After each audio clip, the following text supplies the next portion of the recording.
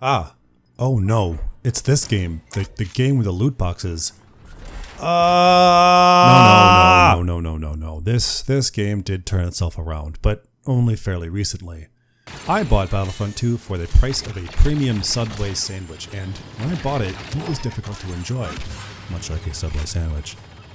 My friends couldn't all get it to run. There wasn't even a party join, or if there was and I'm remembering incorrectly, it never seemed to put us in a squad together effectively. So for a while, it was confusing, technically glitchy, and very hard to enjoy with friends. Now, it is a much better game, except for one game mode. Starfighter Assault was, and still is, a solid disappointment.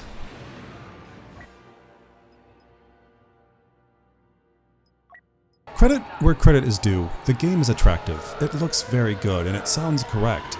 It all feels like it's straight out of Rogue One's CGI team, and some team must have put great care into detailing these ships. Look at the cockpits, look at the Clone Wars era Y-Wing. You can see up the X-Wing's torpedo tubes in perfect detail. That's hot. So it's a real shame about the game mode then. It is a big wet dream that all falls apart when you realize how slow they fly, how quick they die, how weak things like proton torpedoes are, and how often you're taken away from flying your favorite ships.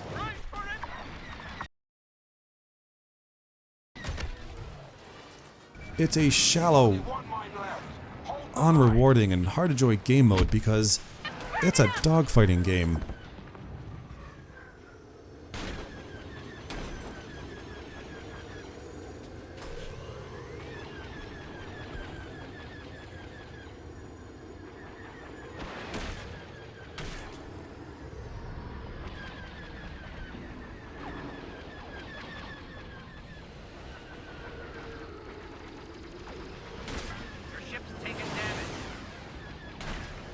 Without the dogfighting. A dogfighting game should, ideally, include the following 5 mechanics. First, an aircraft traveling at high speed carries risk. Moving too fast carries the risk of locking up and losing control. Second, an aircraft traveling at slow speeds too carries risk. Moving too slow carries the risk of stalling and otherwise losing control of your aircraft. You're also an easy target at low speeds. Third, an aircraft must move itself to aim any equipped guns.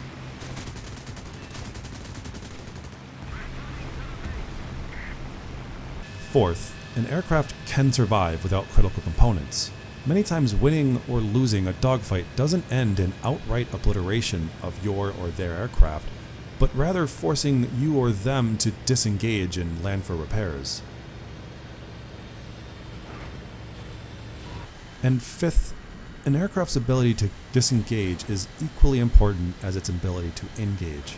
Space and speed are the key ingredients in dogfighting tactics. These 5 mechanics are absent in Starfighter Assault. To the first point, these ships are incredibly slow. Top speeds are, although attained instantly, low. Ships moving at top speed retain relatively full control, and in the rare instances you might lose control at speed, you're always able to brake instantly and regain your control. Which brings me to the second point. Low speeds are attained instantly and without risk. As you'll see later, it is often in your advantage to brake and maintain your minimum speed. It's really quite abusable. Even at minimum speeds, you retain full control of your ship, and should you feel like an easy target while moving slow, you always hold the option to instantly accelerate back to your top speed. Not that your top speed will provide any defense against enemy guns because, to my third point, players, at least on the PC versions, have access to gimbaled weapons. This means that the weapons have a certain degree of independence from the ship's own orientation. When you combine this feature with the lead indicators that players are afforded, shooting down enemy ships, whether they're slow or fast, becomes point and click. Point and click shooting wouldn't be so bad if you still had to, as a player, shoot off the right components via your own aiming and judgment. The gimbaled guns and lead indicator might give you a rough estimate of where to shoot, but it would be up to the player to shoot out the engines, the astromech droids, the guns, or wings with a finer aim. But this sadly is not the case, as all ships have global health pools. No matter where you hit the enemy ship, which is very easily done for you, you'll deal damage until outright obliteration. And this is a shame, because every dogfight either awards or punishes you with outright obliteration. There is no disengaging, and for several reasons. Firstly, the top speeds are slow, and they're too slow to put distance between you and them, and too slow to make yourself a difficult target. Secondly, the enemy players will always be able to match your top speeds should you try to run away. Third, the enemy players can't be juked or tricked with maneuvers because the game tells you which direction they're going. And fourth, respawning is often more time efficient than disengaging and resetting.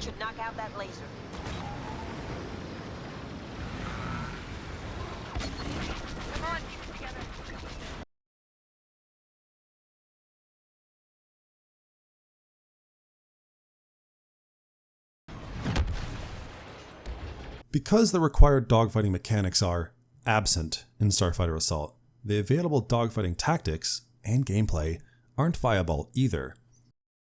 What I'm presenting is incredibly simplified, and I fully expect the WarThunder and DCS communities to call me out here, but there are in general 3 tactics in gunfighting, that is to say, dogfighting without heat-seeking or radar-guided missiles. We have turn fighting, boom and zoom, and energy fighting. Of these 3, only the first 2 are viable in a Star Wars setting. Energy fighting revolves around an aircraft's ability to beat gravity better than the other one. The ships in Star Wars can leave orbit easily, and as such, energy fighting isn't really viable here. The other 2, though, should be applicable. Because it has real and accessible dogfighting, I'm going to use a game called WarThunder, a game I'm pretty familiar with, to example and explain how dogfighting should look, feel, and work. First, let's boil down turn fighting to, let's say, 4 steps. Firstly, you have to acquire a valid target. You have to figure out where they're going, how fast they're going in relation to you, if you can even catch up in the first place, and if they've acquired you first. Secondly, after you've acquired a valid target, you must ultimately get and stay behind them. And this is challenging for 2 particular reasons. You have to read their speed and adjust yours accordingly, and that doesn't happen instantly. It takes time to speed up or slow down. Otherwise, you risk overshooting them or falling behind. You also have to read their direction and maneuvers to keep up, and if you don't, you risk being shook from their tail. Third, assuming you've kept up, and you haven't been shook, you'll need to acquire what's called a guns solution. In gunfighting, your weapons are fixed, and it is up to the pilot to maneuver the aircraft so that the guns aren't just pointing at the opponent, but pointing to where the opponent will be. This is dependent on the aircraft's speed, the aircraft's maneuverability, both aircraft's orientation, and ultimately, pilot skill. This step is particularly challenging yet exciting, and it's also entirely defensible by the enemy pilot. It's up to you to figure out the solution. Fourth, and lastly, once you have the solution, it really just boils down to firing and adjusting. This is often what the tracers are for, but it's still challenging because of the velocity of the aircraft weapons, the placement of the aircraft weapons, and again, ultimately, pilot skill.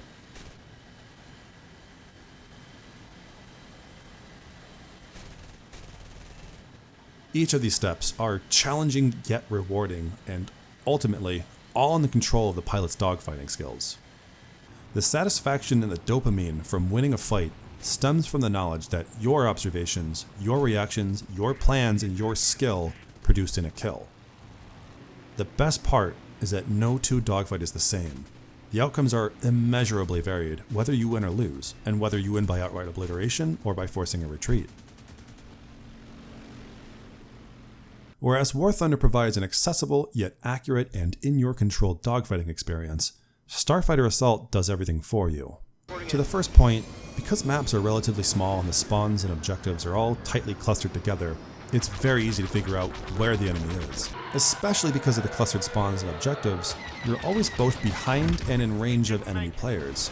Getting and staying behind an enemy is made easy because you're already close to them, But it's easier further still because you have full and immediate throttle control. Nobody's going to outrun you as you approach them from behind, nor are they going to brake or brake check you. This is where I believe the game mode really falls apart. When I mentioned that braking and maintaining minimum speed was abusable, it's because you can always, once behind an enemy, put your ship in park to stay behind them.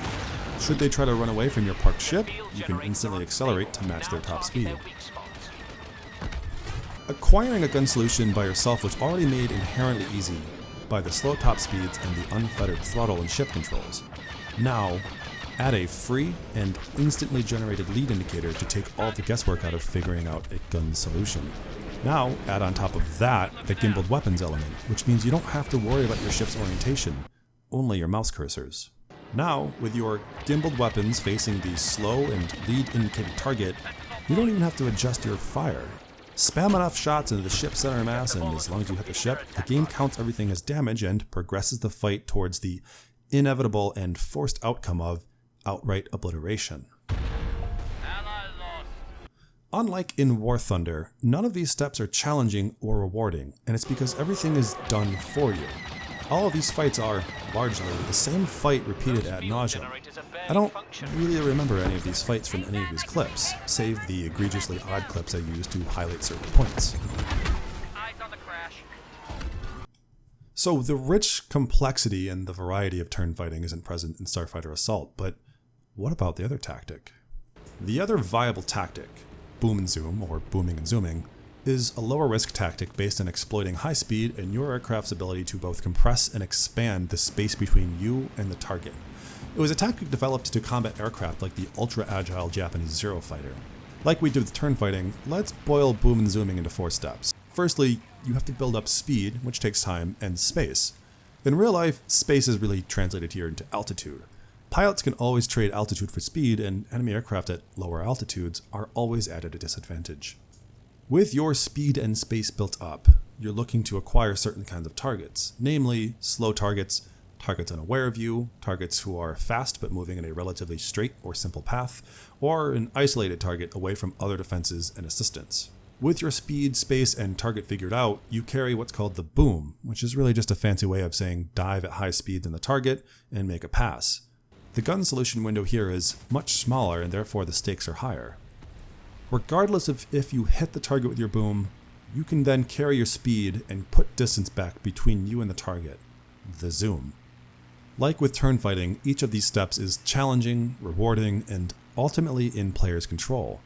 Now, if you've been listening, you're probably familiar with my argument pattern and ready to hear me say, boom and zoom tactics aren't viable in Starfighter Assault because the game does it all for you. But you'd be wrong. There's not even enough speed or space, but mostly speed, for boom and zoom tactics to work. You can't zoom past other players at these speeds. So then, what's left? What is the dogfighting like in Starfighter Assault?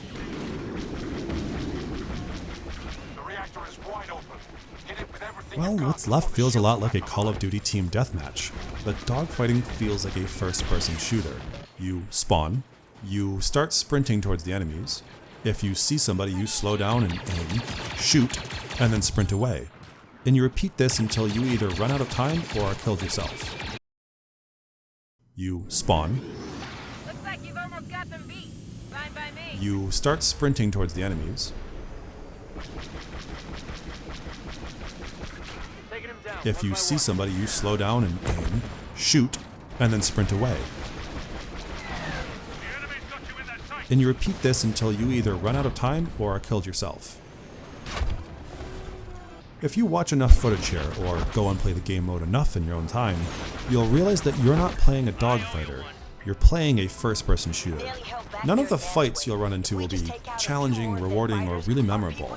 What limited fun you'll have flying in your favorite ships are so often taken away from you either due to short and inattentive gameplay or the infuriatingly poorly designed environments. The player spends more time looking at the waiting screen in some instances than they do thinking and savoring the fights that they've just finished. It's more disappointing than dogfighting.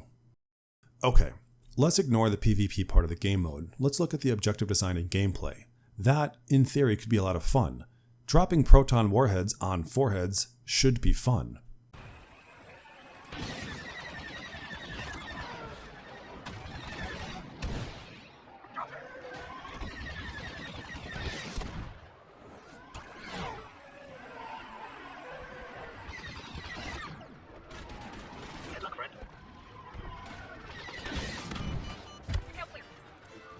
Yeah, it's not fun. The actual objectives aren't the symmetrical battleship duel like 2005's Battlefront II had, sadly. The actual objectives vary.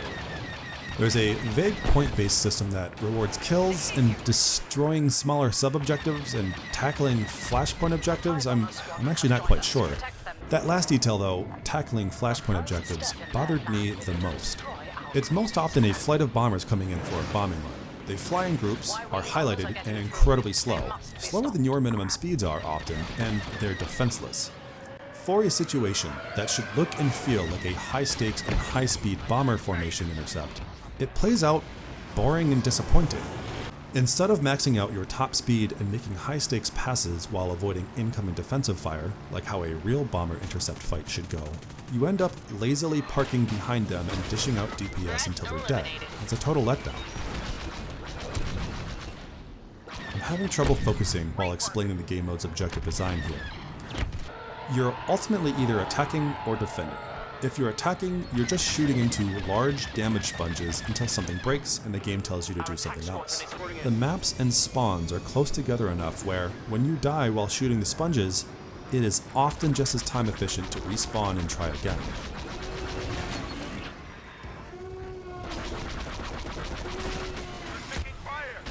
Defenders are ultimately trying to shoot down the attackers as they try to saturate the damage sponges.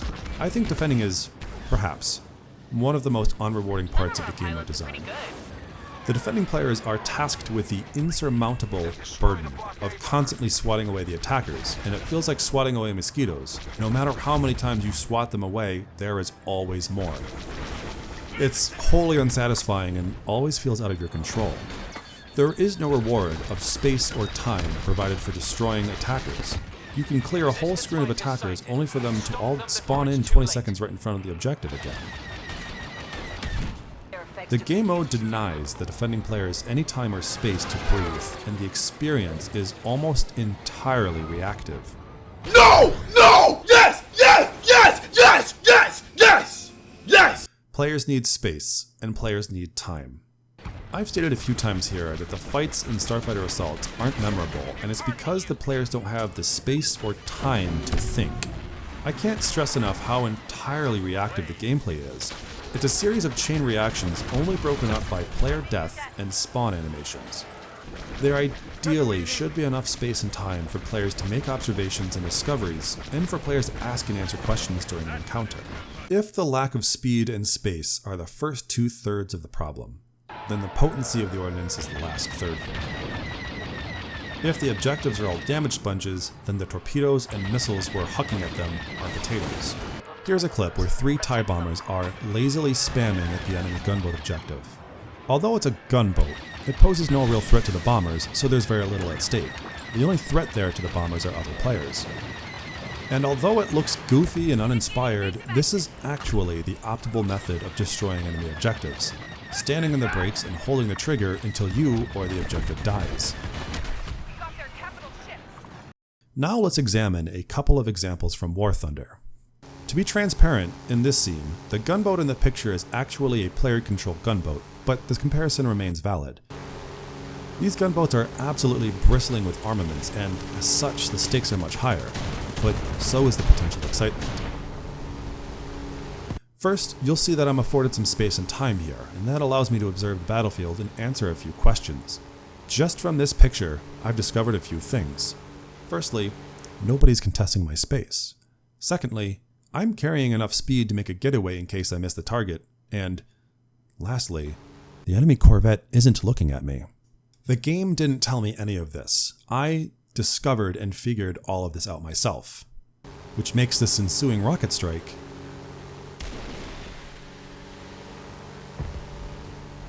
all the more memorable. Tell me that wasn't satisfying to watch. I actually got a little lucky here because my rocket actually blew up one of his torpedoes. That's the most critical of a hit you can land. Even if I didn't land the critical hit, I would have done a satisfyingly crippling amount of damage to him. I could have finished him off easy with another guns pass while his crew put out fires. Point being, the game rewarded me here for the damage I've inflicted and, dare I say, I had fun. That's not always the case in Starfighter Assault. Here's another clip, but this time the gunboat was aware of me. I'll ask the audience to imagine a few things while watching. Imagine this airplane is an X-Wing. Imagine the gunboat is like the one you saw in the previous Starfighter Assault clip, and imagine the tracers you see coming at me are actually laser bolts.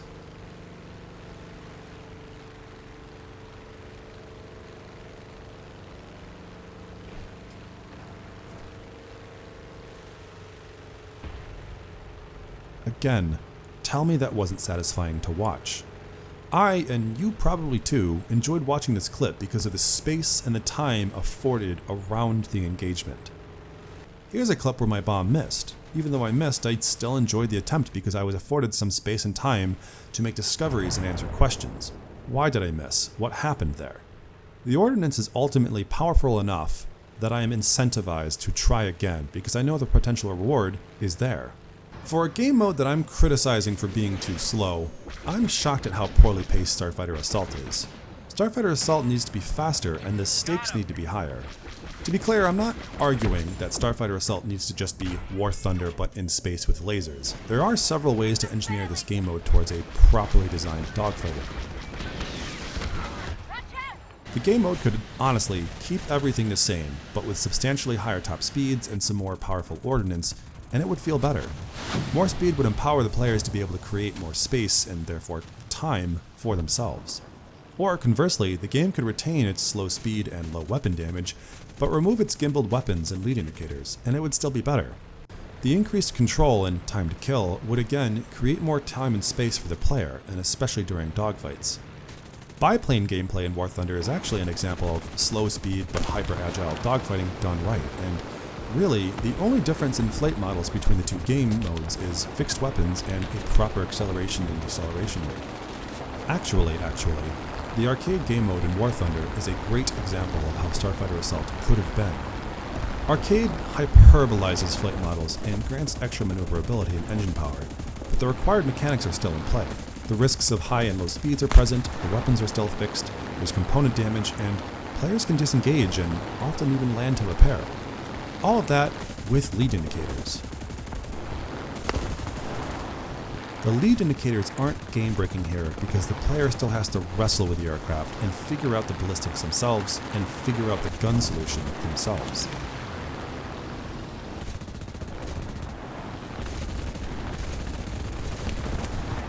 Ultimately though, we both know this isn't going to happen, and that's a shame. I think the development studio here looked at the wrong games for inspiration and design. Instead of looking at other dogfighters, it feels like they looked at other first-person shooters, and perhaps they looked at their own. I know it's an easy thing to say, especially considering the state of the franchise now, but Star Wars fans deserve better. I'm bitter about this game mode and extremely skeptical about EA's Squadrons. From what I've seen, I don't think the necessary mechanics, speed, space, or gameplay design is going to be what it really should. It'll probably look really good, but I'm skeptical. Starfighter Assault was too disappointing to be excited.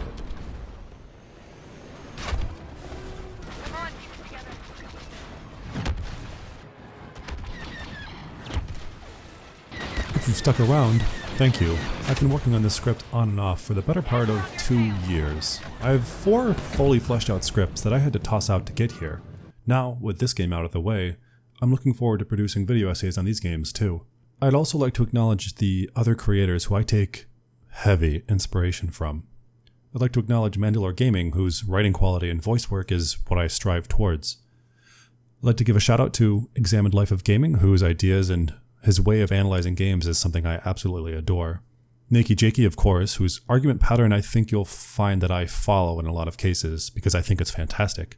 And also Ray Civic, Hugbox, and the Act Man for pretty obvious reasons.